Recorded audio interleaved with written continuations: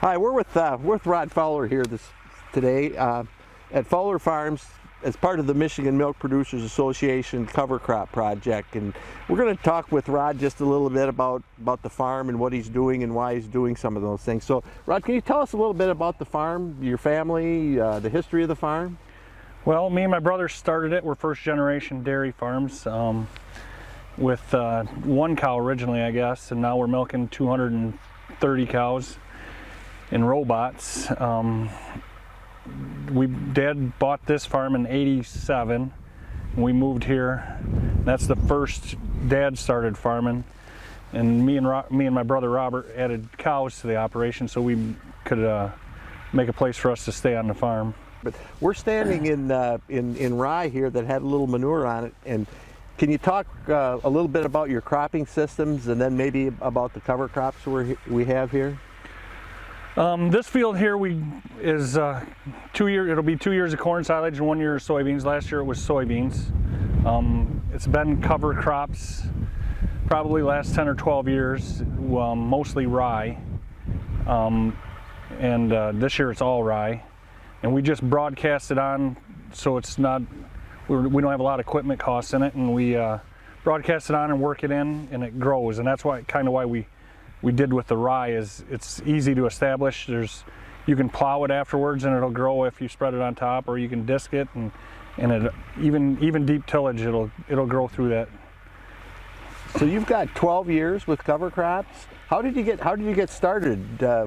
They're just becoming popular. You're kind of a leader then in putting covers out. Well, Dad, we've always done clover after wheat, but Dad kind of liked the thought of a little less nitrogen with the rye sucking up some of the nitrogen in the off season, and then we till it up and we save a little money on nitrogen for the corn crop. And he was at extension meetings and they were talking about them, so we tried it small, and we've added until now just about any low residue cover or low residue crop gets a cover crop in the fall. So what do you feel like those cover crops do for your soil? The heavy ground, it really makes it easy to work. It used to come up in clumps, or there might be one day of the year where the soil moisture was right and it worked up decent, but now the heavier ground, which we didn't really expect a lot on that, it really works up nice. It changed the tilth of the soil. The soil really works up good. We started using it on lighter ground, and we found that it doesn't matter the ground, it helps all of it. Okay. So how do you calculate like your manure rates and maybe the from a fertility standpoint, how are you taking credits for the manure? The manure we take samples on, we try to get enough phosphorus and potassium on for the crop removal, and then we supplement nitrogen. We try to do it at a low enough rate that we're meeting the phosphorus and potassium, so we can cover more acres and save money on fertilizer on more acres than trying to get enough nitrogen on for the corn. Yeah, we're growing pretty good corn on sand. We've pushed 270 bushel on some pretty light ground in some spots, and we attribute that to the cover crop. What's interesting to me is looking at this soil, and we see the tanker tracks. When we first walked out here, I put my spade in, and it's just amazing.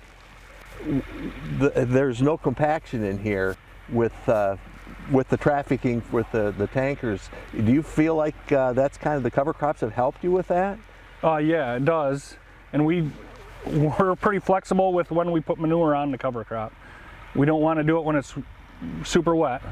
So this could have, if last fall was decent, we've covered the rye with manure in the fall, and you'd think it'd kill it, but it doesn't. Do cover crops help you with the water quality in the neighborhood and runoff, erosion, and things like that?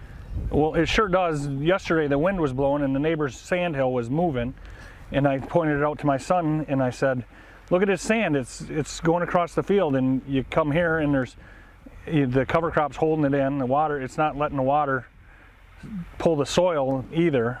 We have a creek right behind us, and then there's another ditch back there. So we like to get the manure worked in so it stays where it's supposed to be, close to planting time, and then we can keep everything where we want it, instead of applying all this and having it either the ammonia evaporate in the air or run off somewhere else. So yeah, that's great conservation. And you know, probably the better part of that is you're passing that knowledge and that legacy and those ideas on to your son, to the next generation. The person asks you, why should I do this? If a dairy farmer, if another Michigan milk producer is thinking about getting part of this project, what advice would you give them to encourage them to participate? We take the low-cost approach to getting it established. We don't want to wear out our grain drill, but the credit from the nitrogen that we give the corn crop next year is really what pushed us to start it. Is the money savings from the nitrogen costs, and we credit between 20 and 30 pounds to the acre of actual nitrogen. And I know we're not pushing that too far, because our yields would suffer if we were pushing that too far. There's probably more nitrogen credit than, or at least that much credit available for a crop.